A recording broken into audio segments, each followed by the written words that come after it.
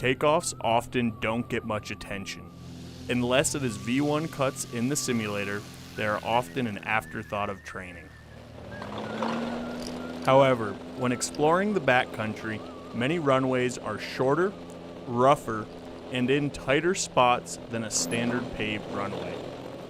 Typically, airplanes are usually heavier with gear from your most recent adventure, and the same scenery that makes the destination so attractive also provides plenty of challenges when trying to take off and depart. Furthermore, all of these considerations have to be thought out before you land, since the majority of small airplanes are limited by their takeoff capabilities and not their landing performance. Unless you own a Carbon Cub or some other crazy experimental, you can easily land but not get back out. For all of these reasons, a short takeoff roll and efficient initial climb are critical. Let's look at this high altitude one-way strip. While the runway itself is long by backcountry standards, there are quite a few other variables to think about. Which direction to take off is made for you by the slope and surrounding terrain. There is almost always a west wind, making it a tailwind takeoff with downdrafts at the departure end of the runway. On one hand, you can follow downstream and indeed might have to if takeoff performance is limited, but there is a better counterintuitive option of turning upstream and uphill and having a land-out option available in the event of any trouble. This is a fairly typical backcountry scenario, and it is imperative that you don't leave precious room behind you with a long takeoff roll. We won't be talking too much about the departures, as we will touch on that in a later video, but we will be talking about the takeoff roll and how to break it down so the shortest roll can be achieved regardless of weight or plane type. We believe that the shortest roll provides the safest margin and allows for more options for tight places or difficult environmental conditions. In the first part of this series, we talked about how a flat wing can help you consistently hit a predetermined spot and how good fundamentals can be used in a variety of conditions very effectively. Similarly, we're going to show how rhythm, muscle memory, and experience are more important than book numbers and rotation speeds when doing short backcountry style takeoffs. Most takeoff training in general aviation consists of lining up on centerline, slowly advancing the throttle, making sure the airspeed is alive, and rotating at a predetermined speed. This is usually taught regardless of weight, wind conditions, aircraft configuration, or runway environment. Other than a vague and often simulated nod to short and soft field procedures, primarily for check ride purposes, little consideration is given to short and soft field takeoffs. We teach rolling tail-up takeoffs with positive rotation and, very importantly, remaining ground effect until true flying speed is reached.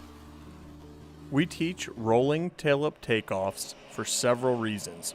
One, it gets your prop, tail, and tailwheel out of harm's way so you aren't constantly having to patch your tail from debris or replace your fragile tailwheel from rough surfaces.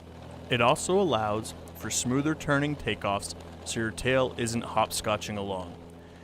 And most importantly, it allows you to see where you are going, particularly if there's a dogleg or slope to the runway.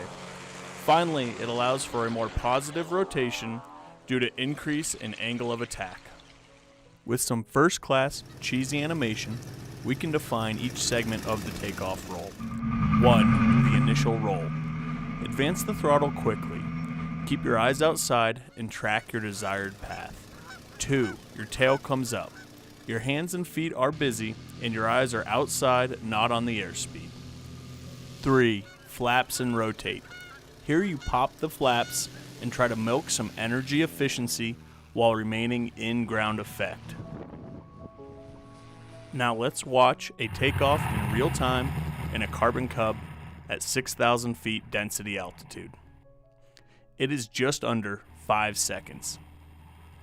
While that is abnormally fast, let's look at a more realistic scenario. Here's a modestly loaded MAL M7 on the same day but with a small tailwind. it is just over 7 seconds. At these kinds of speeds, developing a rhythm for each segment of the approach is very important. I teach verbally counting potatoes to develop that rhythm. I use potatoes, but some people prefer tiddlywinks or axle shafts. We're going to use the venerable Super Cub to dissect this method. Power comes forward, 1 potato, 2 potato.